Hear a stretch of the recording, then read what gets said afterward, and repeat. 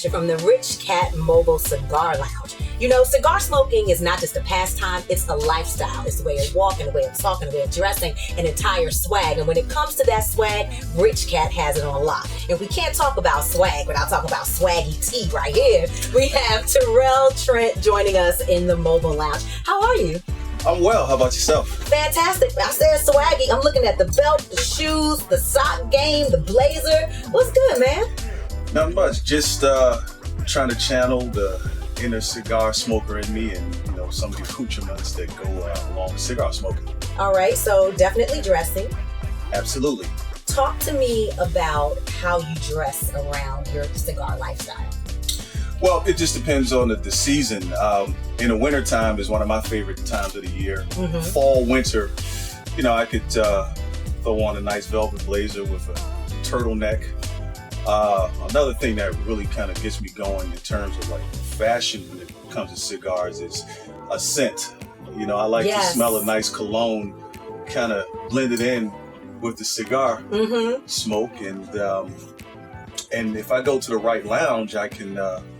I'm not necessarily have to put my stuff in the cleaners. I could just throw that same turtleneck on a couple weeks later. You save a little bit of money, right? Because you have to let it marinate. You don't want to get the smell in there and then, you know, you got to take it to the cleaners. So that kind of works for me. So definitely nice velvet blazer, turtleneck.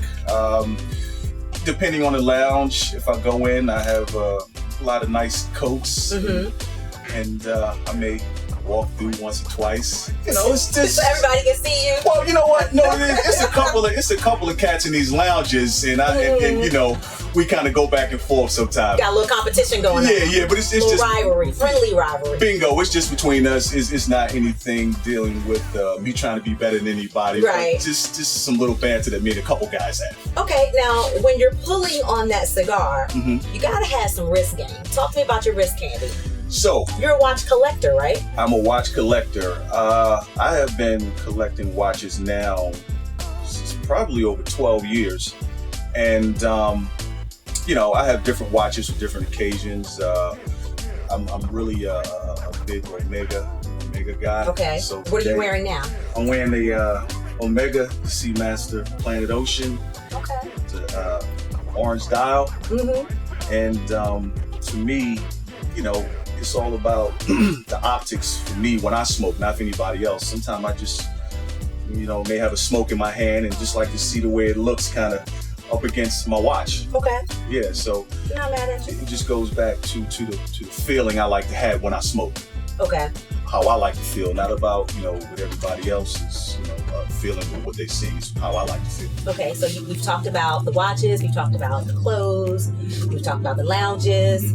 Let's talk about the drink. What do you like to drink to pair with your cigar? Yes. So typically when I drink, I like to, you know, drink a good Malbec. Okay. Depending on the mood. So if I get to the lounge early. That's like a heavier body, right? Yeah, it's a little heavier, comes straight out of Argentina. When I first get to the lounge, you know, I like to have a glass of wine. Then as the night progresses, I'll ease on into the bourbon. Okay. And my bourbons of choice would be Willet. Never can go wrong with Basil Hayden. Okay. So, I have not tasted that yet, but everybody keeps telling me that I have to try it. So. Yeah, that's like a Richkat staple. Okay. I see it over there, so yeah, definitely. And I saw it in the home lounge as well, so. Absolutely. That is a Richkat staple, Basil Hayden. Yes. Alrighty. Now let's talk about you. Sure. You are what I guess I would call a serial entrepreneur. Yes. Talk to me about all of your different ventures. So, just a little bit of history. I graduated from college in 2000 with a master's, and it's so funny. One of the things that I thought about after I graduated from college, I wanted three things. I wanted a nice mattress. Okay. I wanted a nice watch. Okay. And I wanted a 911. Okay.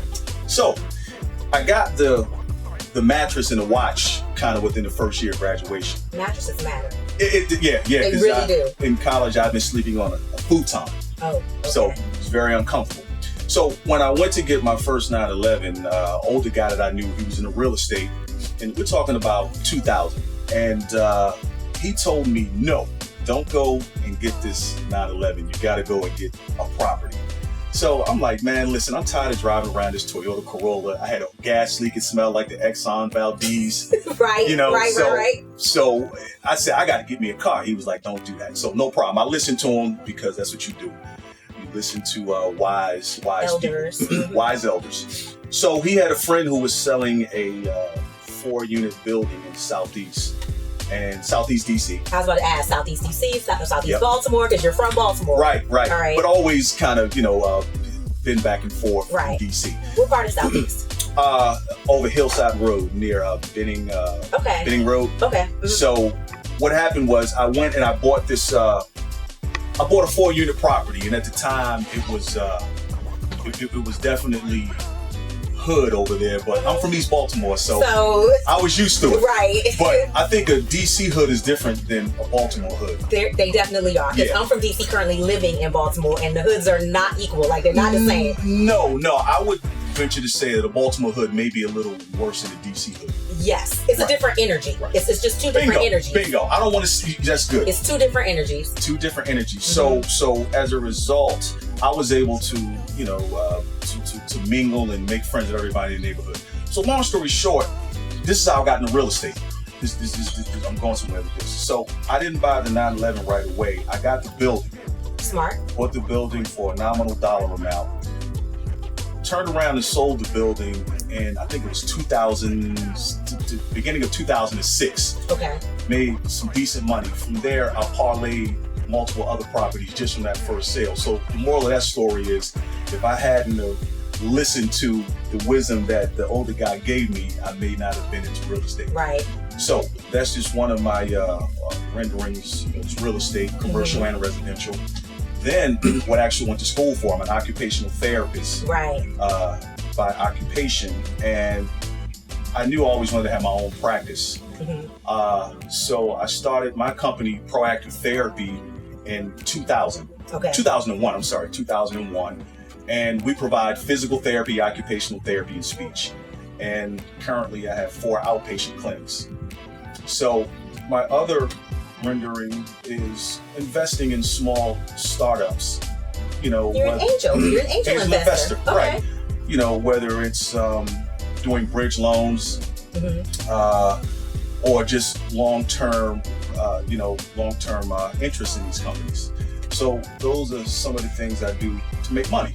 Very interesting. Yeah, to make money. So Terrell, you are a person that has a lot going on. You have a whole bunch of businesses. Yeah. Your motto is work hard, play hard. So That's you do right. a lot of working. Yes, ma'am. Whole lot of playing. Yeah, that's me. Yes. Why did you choose to be a part of the Richkat Lifestyle? You obviously have your own lifestyle. Well, the Richkat Lifestyle, I met Waleed at a lounge we go to called Civil Lounge, and this guy was at the bar and he had this great energy, and then another friend of mine met him. They were talking, so I went over, and come to find out, he has a mobile cigar lounge, something that I only saw white boys having. Right. So it kind of captured my attention. So that's how I met Waleed, and we kind of hit it off.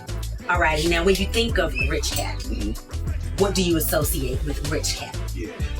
I associate just good, a brotherly family, type of environment.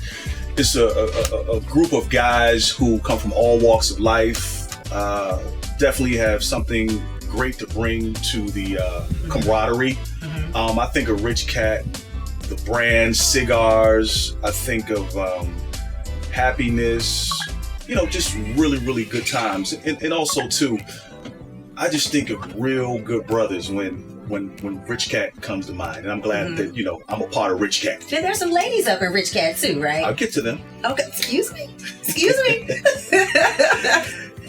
Richkat probably wouldn't be Richkat without, Leslie. You can't think about Richkat and, Waleed without thinking about Leslie. Yes. I know Waleed, and he definitely has the brand, but behind that brand, it needs an engine to get it going. So definitely there you have Leslie. Then there are a whole other host of women who have taken on the Richkat brand, and they all super cool. That's awesome. Yes. So I want to get back to talking about you, because you have an interesting story. You're an interesting person in a whole lot of areas. They always say, I don't look like what I've been through. Right. A lot of people say that. I'm one of those people. I don't look like what I've been through. Right. You are this well-polished, extremely cultured, successful business person, but that's not how you started. Talk to me about your background and how that shaped who you are today. Sure. So I grew up in East Baltimore. Grew up in a situation where, single parent at first, then about 10 years into me being on this planet, mom got married, had a great stepfather. And what happens is I was always fortunate enough to ingratiate myself with the older guys in the neighborhood. Mm-hmm. Back then, you may have had guys who got high. Right. They may have did some coke, may have did some dope, but they were still good people. They still had integrity, and they wouldn't allow you to go astray. So I knew a lot of those cats. But then, I ran into other folks who I wanted to, kind of model my life after and obtain some of the things that they did. I just watched how they move. But in terms of, my business prowess, I didn't go to Wharton or Stern. Trust me. I lost a ton of money in this game. Right? I lost a ton of money, when I first started out in real estate. And I had a lot of hard lessons. But when it all boils down, I don't try not to look at it so much as me losing money. Hell, the money I lost, or what I perceived to have lost, could have been the education that I went to Wharton or Stern. Exactly. So it evened out. I just got mine from the street and experience. And you look like you really want to light that up, so I'm gonna give you the opportunity to light that up. Yeah. And as you're lighting up, I'm gonna ask you the question. Sure. Being from Baltimore and having a certain background, do you feel like it's important for you to represent Baltimore when you're out and about and you're abroad and you're outside of Baltimore? Because when I look at how Baltimore is perceived in the media, to the rest of the world, Baltimore is The Wire. To the rest of the world, Baltimore is the Freddie Gray riots, is dope fiends on every corner. Yeah. But when I think about Baltimore, I think about upwardly mobile, educated people like yourself. So where are people like you in Baltimore? Where do you hang out? Yeah. What do you do? And do you feel that it's important to you to represent Baltimore? Like, do you carry the city on your back? Yeah, absolutely. It's very important for me to represent Baltimore, because I always felt like Baltimore didn't get a fair shake, just because if from the outside looking in, hell, I wouldn't give Baltimore a fair shake because of the violence, the drug abuse.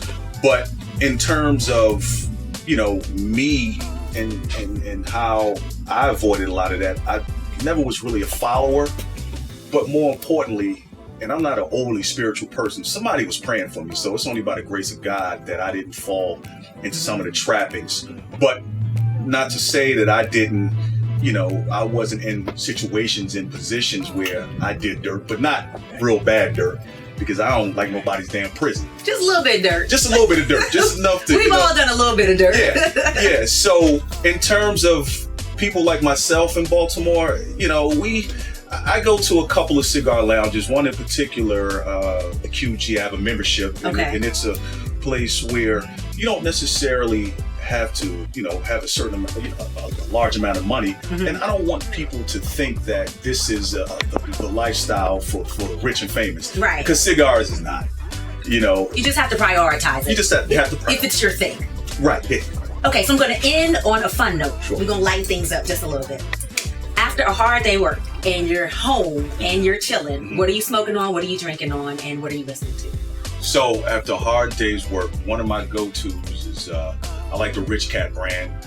He has some pretty good smokes, especially the box press. This has always been one of my favorites. Okay. And you know what?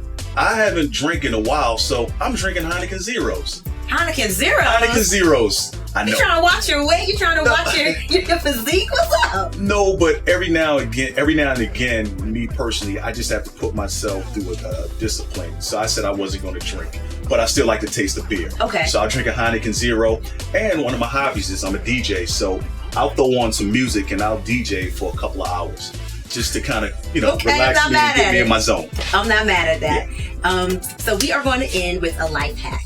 I'm going to let you have the last word. What is your life hack for everyone watching? My life hack is, if I'm understanding you correctly, is when you go into a cigar lounge, have some humble on your breath, because you never know who you're talking to and who you're going to meet and what you can learn. Everybody from Baltimore is a DJ. Like, everybody in Baltimore knows how to DJ. So I've been DJing, man, I got my first set of turntables back in probably 88, and some Gemini 1200s, and I was able to get enough cash after I graduated from college and got some Technique 1200s. I ain't mad at you. And then I got the DJ board, but yeah, we like house music, so of course. Yeah, do you like house music? I didn't when I first got to Baltimore, because I'm from DC, so I was like, go. Yep. But then I'm gonna tell you when I fell in love with house music. Go ahead. When I started getting booked to host nightclubs, and when you're in the nightclub and you see how people just feel about house music, and they're like, it's spiritual. It really is. It's spiritual, and they're in there getting it, and then I'm listening to it, and I'm hearing the similarities between house music and go-go, because it's all African rhythms. That's right. all The it drum is. The drum is the central piece to all of it. Exactly. Yeah. Exactly. So that's when I fell in, and now I really genuinely love house music. I've always loved all genres of music. Right now, I'm listening to a lot of Afrobeat. Definitely. I got a question for you. Give me your top 5 albums of all time. Did I put you on the spot? Ooh, my top 5 albums of all time? That's hard. Okay, but I will say, Give me a couple. Stevie Wonder, Songs in the Key of Life. That's one of mine in my 5. The Miseducation of Lauryn Hill. Okay. Like that one, even though she lied about writing and producing and doing everything, like when it first dropped, and I looked on the back and it was just her doing everything, I was like, she lying like shit. Yeah. But she ain't still, motherfucking Prince, but go ahead. Right. It's a great album. Yeah. Even though overall he's not one of my favorite rappers, but Nas's first album, Illmatic, absolutely. Illmatic, is fucking phenomenal. Yeah. Like, I love that one. Yep. I gotta say, AT Aliens by Outkast. Everybody loves their first one, but it's something about AT Aliens. Since you're a DJ, you're a music man, tell me your top 5 albums of all time. Songs in the Key of Life, Voodoo by D'Angelo. Okay, yep. Erykah Badu. Which one? Baduism. Okay. Michael Jackson, Off the Wall. And in terms of rap, I definitely got to go with Illmatic. Yes. How many was that? That was 5, right? That was 5. All right, okay.